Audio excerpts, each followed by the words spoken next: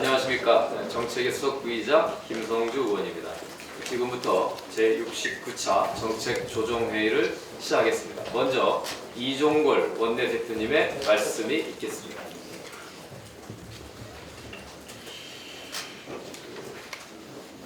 예, 정당 선진화가 먼저 필요한 새누리당 내부의 국회 선진화법 이전 투구에 대해서 좀 말씀드리겠습니다.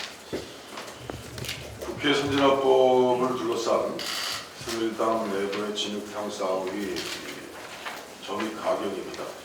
엊그제 김무성 새누리당 대표의 2012년 국회 선진화법 개정 과정에 대한 다운표, 용기 있는 폭로 다운표, 소위 용기 있는 폭로로 박근혜 대통령이 국회 선진화법 개정에 실질적인 주역임이 확인됐습니다. 2012년 국회 선진화법을 총선과 대선 공약으로 걸고 주도한 박 대통령이 근래에 들어와서 자신의 책임 소재를 은폐한 채 비난만 하는 행위야말로 누리과정 공약, 경제 민주화 공약 못지않은 심각한 공약 파기인 것입니다.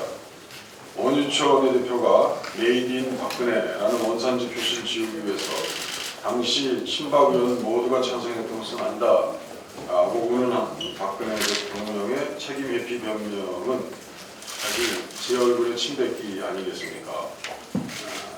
친박 의원들이 일부 이탈했다면 당시 박근혜 후보는 우리 국민에게 엄숙한 약속과는 달리 뒤로 이중 플레이했다는 사실을 만천하에 폭로한 것이 되겠습니다. 친박 의원들이 2012년 총선에서 패배를 예상하고 정치보험적 성격으로 국회 선진화법을 주도했다가 선거 결과가 좋게 나오자 태도가 표현했던 것이라면 그야말로 안면결수 정치의 전형 이렇게 봐야 되지 않겠습니까?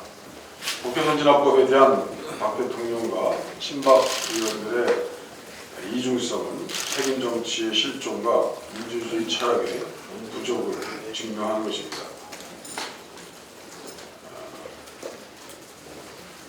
새누리당 지도부는 국회의장이 중재의 목적으로 발의한 국회 선진화법 개정안에 대해서 서명하지 말도록 지시했던 것이 드러났습니다. 이것은 어찌 보면 정치적 회준 행위다라고도 판단했습니다. 사실 나중에 이를 철회해서 새누리당이 국회의장안에 다수 동의를 해서 제출된 것은 확인됐습니다만 새누리당은 대한민국은 민주공화국이다라는 헌법 제1조를 지키려면 정치적 순교 행위를 각오해야 하는 당이 되었습니다. 유승민 전 원내대표에 이어서 국회의장을 제2의 헌법 제1조 순교자로 만들려고 했던 시도 아니겠습니까? 제2의 유승민 결코 스스로 피해야 합니다. 정치적 패륜 행위를 즉각 중단해야 합니다. 아시다시피 정의화 의장이 낸 공개안은 신속 처리 과정을 과반수로 하고 그리고 집권상정의 요건을 안보라든지 경제 위기라든지 기타 이렇게 추상적인 안으로 축소시킨 것이기 때문에 선진화법의 특색을 완전히 삭감시킨 것이고 저희 당이 받을 수 없는 안입니다. 더더군다나 선진화법은 예산과 예산부수 법률 그리고 일반 법률과 나눠서 상당한 균형을 가지고 있는 법이라 어느 한쪽을 건드려서는 더 균형이 깨지는 그런 법이라 저희는 정의화 의장의 존재하는 지금 저희가 선진화법에 대해서 주장했던 것과 정반대의 안으로 찬성할 수 없는 안입니다. 그럼에도 불구하고 새누리당의 내부의 이전 투구 방식의 정책 행위는 바로 그 마가가 드러낸 것이라고 하겠습니다. 새누리당은 국회의장을 겁박하기 위해서 제소했던 헌법재판소에서 선진화법에 대한 권한제의 심판 공개변론이 오늘 오후에 있습니다. 국회 운영 상황에 대한 논쟁을 여야 합의가 아니고 사법부에 강자를 부여서 해결하겠다는 새누리당의 무책임한 정치 사법화 시대에 강한 유감을 표시합니다. 30여 명의 새누리당 의원이 국회를 당사자로 해서 낸 안에 저희들 사실 알지 못했습니다. 오늘 이렇게 보조 참가 신청을 해서 그 허무 결정이 된 이후에 저희 당이 참석해서 선진화법에 대한 법정 논방이 있을 예정입니다. 자신들이 앞장서 통과시킨 법을 이제 와서 망국법이라고 매도하는 것은 정치 불신을 부정하고 법적 안정성을 훼손할 뿐인 것입니다. 심각한 자기 부정입니다. 더욱이 여야 간 첨예한 갈등을 사법부를 끌어들여서 해결하겠다는 발상은 선출되지 않은 권력, 사법 엘리트의 손에 국회의 운영을 떠넘기는 정치 사법화, 사법에 대한 정치 지배, 스스로 새누리당이 거부했던 안에 자가당착을 범하는 것임이 자명합니다. 여당에 구성합니다. 선진화법에 대한 테러 행위를 중단하시고 의회주의로 돌아오시기 바랍니다. 쟁점 법안 처리가 늦어지는 것은 쟁점이 남아있기 때문이지 선진화법 때문이 아닙니다. 후진적, 수직적 당청관계의 변화가 없다면 선진화법을 아무리 개정해도 국회 마비 사태를 피할 수는 없는 것입니다. 과거 사례가 이를 증명하고 있습니다. 선진화법에 다소 부족한 부분이 존재하고 양쪽에서 볼 때 균형이 전체 균형을 본 것이지 한쪽의 균형은 결한 측면이 있다 하더라도 그것은 여야 간의 대화와 타협을 통해 해결하는 것이 전치되어야 먼저 이행되어야 한다는 뜻입니다. 우리 당도 현행 국회 선진화법이 완전하다거나 완벽하다는 것이 아닙니다. 우리에게 불리한 점도 무수히 있습니다. 지난번 예산부수법을 이용해서 자동상정을 이용해서 통과시킨 새누리당의 당시의 상황을 본다면 쉽게 알 수 있는 것입니다. 하나 고쳐야 할 부분이 있다면 절차에 맞게 협의를 통해서 고쳐야 합니다. 우리 당은 우선 국회의장이 직권상정을 거부한 안에 동의를 하고 그 중재안으로 저희 당의 기본 취지에 맞지 않는 중재안이라 하더라도 운영위원회에서 심도 있는 검토를 하겠습니다. 그리고 필요하다면 대안도 내놓겠습니다. 선거법안과 선거획정 연계는 20대 국회 구성을 방해하는 그야말로 반의회적 행위입니다. 미래완료형 반의회적 행위라고 보겠습니다. 새누리당의 인질정치, 협박정치가 의회주의 토대를 무너뜨리고 있습니다. 모든 쟁점 법안, 사실 대부분이 노동법을 빼놓고는 다 의견 접근을 이루어가고 있고 상당히 접근했습니다.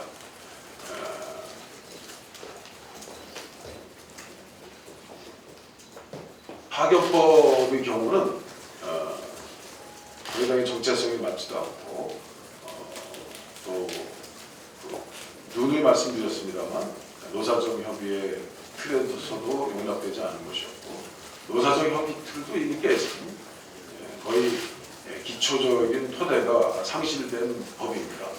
그래서 그 법은 실제 필요한 것인지에 대한 역학조사를 통해서 노동법, 파견법이 과연 우리 법의 새누리당의 주장에 맞는 것인지를 검토해야 되는 신중 처리법안이 되겠습니다.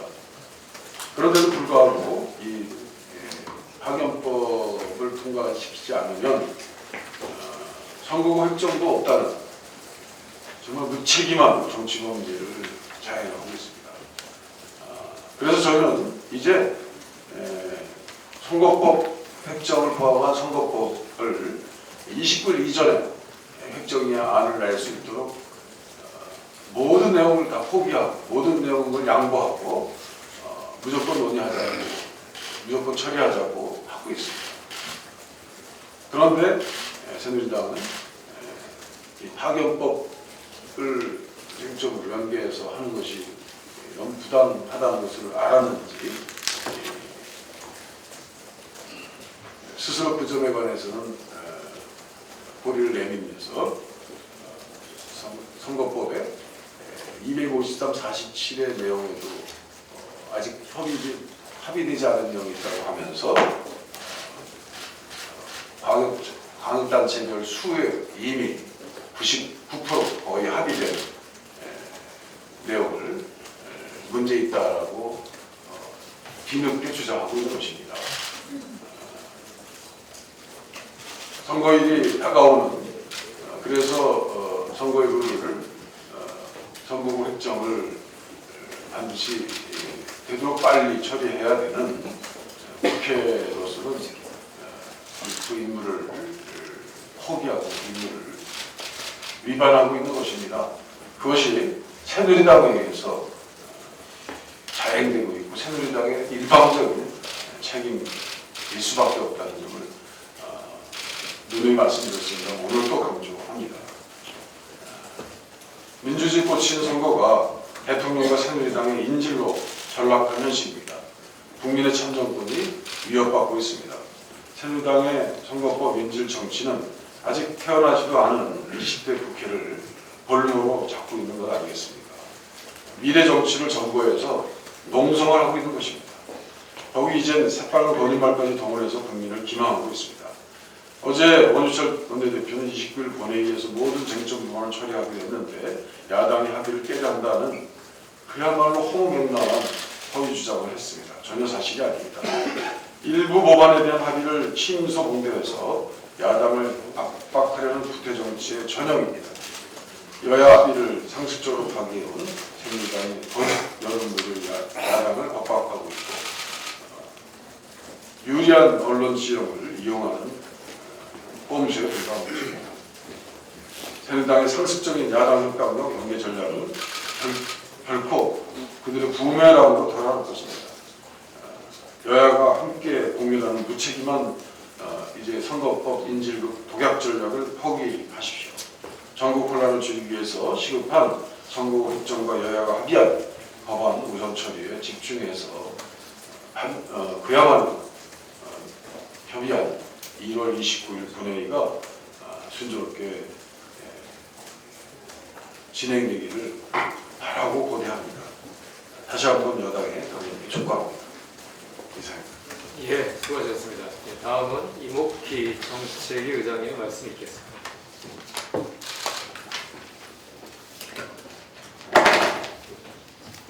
예, 경제민주화를 생각해 봅니다.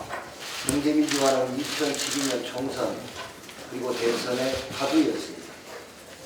우리가 경제민주화라고 하면 보통 재벌개혁을 생각합니다만 경제민주화는 재벌개혁, 노동개혁, 금융개혁을 합친 개념입니다. 자세한 말씀드리지 않겠습니다만 우리가 처한 현실을 보면 다 시급하고 중요한 과제입니다만 노동개혁이 가장 절실한 과제라고도 할 수 있습니다. 노동개혁, 우리 사회에서 노동개혁이 무엇인가 봤을 때 물론 견해 차이가 있을 수 있습니다만 대부분 일치할 수 있는 우리 사회의 전진을 위해서 합의할 수 있는 내용들이 있습니다. 비정규직을 줄이고 가능하면 정규직으로 전환한다. 이게 첫 번째고 그 다음에는 비정규직에 대한 차별을 축소, 해소하는 것. 그리고 최저임금을 순차적으로 인상해서 최저임금으로 생활이 가능하도록 하는 것입니다. 그 다음 대기업의 사내 하청이 있을 때 사내 하청에 문제가 생겼을 때 원청의 사용자성을 인정해서 사내 하청 노동자들이 마음 놓고 일하고 생활할 수 있도록 하는 것입니다. 그 다음에는 골프장 캐디, 학습지 교사, 보험 모집인 등 노동자로 인정받지 못하는 특수고용직 노동자들의 노동자성을 인정해서 이분들의 일과 삶을 개선해 줍니다. 그리고 마지막으로는 쌍용 자동차 사태에서 우리가 봤듯이 무분별한 정리해고를 통해서 노동자의 일터를 빼앗고 삶을 벼랑을 몰아가는 이런 정리해고 요건을 강화하는 거죠. 이게 노동개혁의 내용입니다. 지금 박근혜 정부가 하고 있는 입법이나 정책을 보십시오. 우리가 가야 할 노동개혁을 정면으로 그 방향과는 정반대 방향으로 가고 있습니다. 심각한 역주행을 보이고 있는 거죠. 정규직 또는 무기계약직 노동자의 정규직 전환 기회를 봉쇄하는 파견법 개정안, 460만 노동자를 파견 대상으로 만들 수도 있는 파견법 개정안, 그리고 저성과자 해고 지침, 취업규칙 불이익 변경 완화 지침, 이런 것들이 심각한 역주행의 생생한 증거들입니다.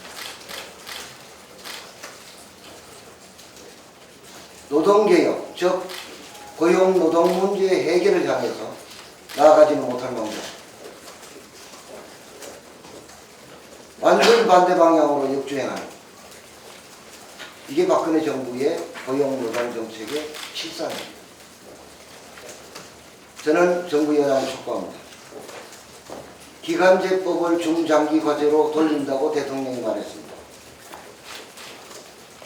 이제 모든 국민이 그 문제의 심각성을 아는 파견법 개정안을 처리하기 바랍니다. 그리고 고용노동부가 노사정 간의 성실한 협의를 통해서 만든다고 해놓고 일방적으로 공표하고 시행하고자 하는 두 개 지침, 이걸 시행을 중단하기 바랍니다. 그리고 노사정 간의 성실한 협의를 통해서 이 문제를 해결하기 바랍니다. 서비스 산업발전기본법과 테러방지법에 대해서 말씀드립니다. 지금 저희들이 낸 대안은 우리 당의 정체성, 그 골격을 훼손하지 않는 범위 내에서 마지막까지 양보한 안입니다. 따라서 새누리당은 저희들이 제시한 마지노안을 다른 말 없이 분말 없이 수용하기 바랍니다. 그걸 하지 않는다는 것은 결국 서비스산업발전기본법에서 우리가 국민이 염려하는 의료 영리화, 의료 민영화, 그리고 공공성 훼손, 이런 것을 강행함으로써 국민의 건강과 안전에 위협이 되고 의료비가 급격히 증가할 수 있는 이런 것들을 외면한다고 밖에 말할 수 없습니다. 정보수집본을 국정원에 줄 수 없다는 그 하나입니다. 우리가 마지막으로 주장하는 것은. 이걸 계속해서 고집한다는 것은 국민이 걱정하는, 그리고 그동안 국정원이 보여왔던 반인권적, 반민주적 이런 행위들을 정당화하고 국정원에 더 큰 권력을, 무소불위의 권력을 부여하자는 것 아닙니까? 그렇지 않다면, 새누리당 생각이 그렇지 않다면 우리의 제안을 수용하기 바랍니다. 선거법에 대해서 말씀드립니다. 오늘 중으로 새누리당이 선거법 협상에 나서서 시도별 의석수 획정을 저희와 합의하기 바랍니다. 사실 이것은 선거구 획정의 우리가 합의한 선거구 획정의 원칙과 기준에 비춰보면 복잡한 게 아닙니다. 그냥 숫자가 자동적으로 나오는 것입니다. 이거 합의하기 바랍니다. 원래 여당은 많은 의안들을 분리 처리하자고 하고, 야당은 힘이 부족하기 때문에 자신들이 반드시 관철해야 하는 안건을 연계해서 처리하자고 하는 것이 일반적인 행태입니다. 새누리당은 지난 정기국회에서 예산안과 법안을 연계했습니다. 지금은 파견법과 선거법을 연계하고 있습니다. 정말 희한하고 어화스럽습니다. 이런 여당을 정말 본 적이 없습니다. 오늘 28일째 위법 상태가 지속되고 있습니다. 새누리당은 어쩌면 이 위법 상태를 즐기고 있는지도 모르겠습니다. 지금 정부 여당이, 새누리당이 최소한 직무를 방기하는 행위를 중단하기 바랍니다. 이런 태도를 지속한다면 우리 입장에서 의사일정에 협조하는 것이 어떤 의미가 있겠는가 라는 회의를 갖지 않을 수 없습니다. 고맙습니다. 예, 수고하셨습니다. 이어서 백분기 의원님 말씀 있겠습니다.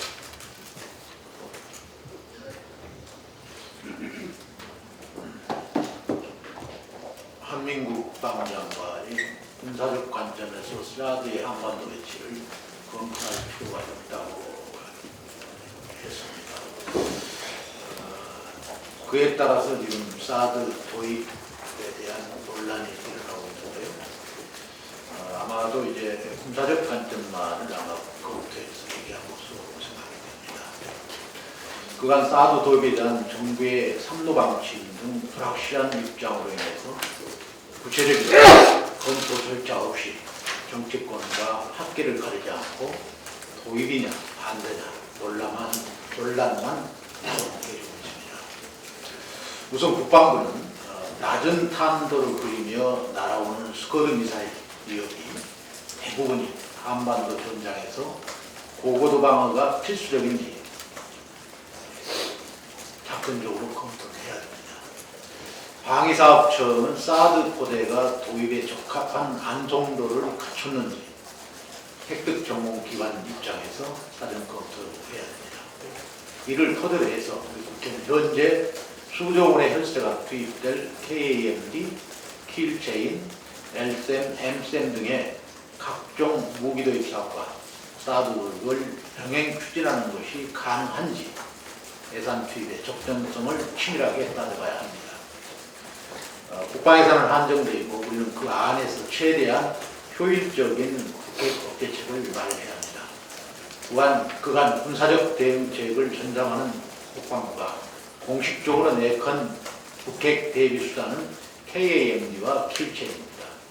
그런데 언제부터인가 사드 도입 논란이 발생했고 정부는 이에 대한 명확한 입장으로 밝히지 않아서 논란을 키워오기만 했습니다. 거대한 국가안보 전략에 대한 논의도 아닌 일개 무기체계 도입 여부로 인해서 더 이상의 불필요한 자금이 발생해서는 안 됩니다. 도입을 하든 하지 않든 사드 문제를 조기에 합리적으로 매듭 지을 수 있도록 정부와 국회가 머리를 맞대고 논의해야 할 것입니다. 예. 마지막으로 윤관석 의원이 말씀 있겠습니다.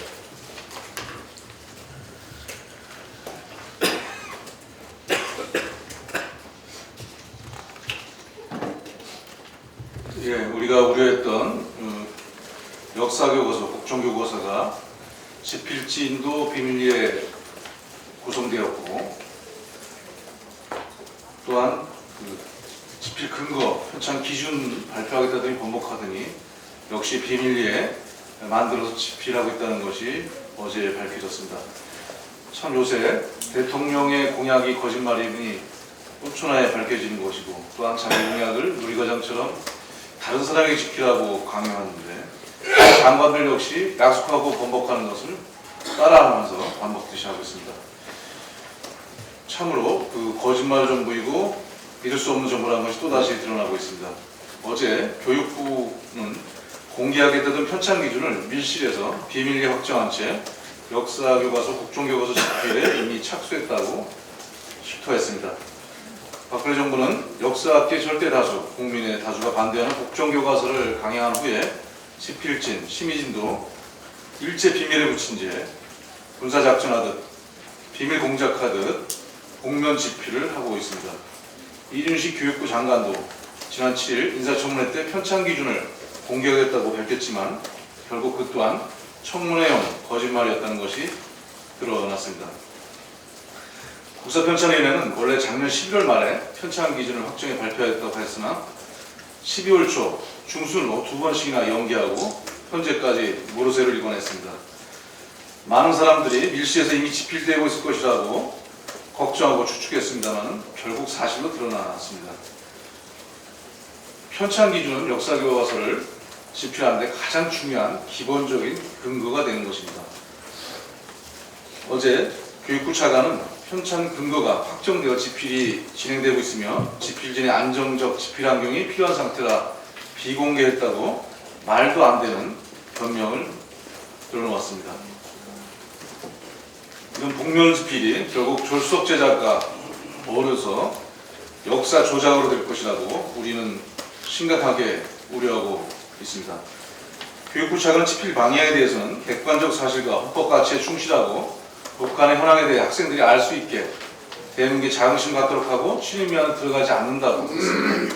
이 말 자체는 옳은 말이지만 그동안 해왔던 정부의 수많은 역사교과서를 둘러싼 거짓말과 군사작전하듯 비밀공작하듯 공면 집필하는 정부의 말을 어떻게 믿을 수가 있겠습니까? 대한민국 수립을 언제로 볼 것이냐, 5.16을 비롯한 군사정권을 어떻게 기술할 것이냐, 대한민국의 정체성에 보여주는 첨예한 문제들이 편찬 기준의 핵심입니다. 그럼에도 이를 비밀리에 집필하고 있는 것은 그 무언가 또 다른 거대한 거짓말로 역사를 뒤집거나 조작한다는 우려를, 비판을 피할 길이 없습니다.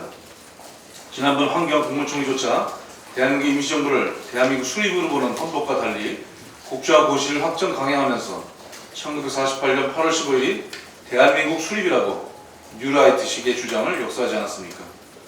국민의 동의 없는 밀실 국정교과서 깜깜이의 복명집필은 국민이 결코 용서치 않을 것입니다. 지금이라도 편찬 근거와 집필자, 집필진을 즉각 공개해야 할 것입니다.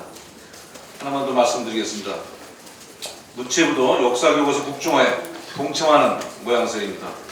문체부는 26일 대한민국 역사박물관장에 국정화에 찬성했던 김용직 교수를 임명했다고 발표했습니다.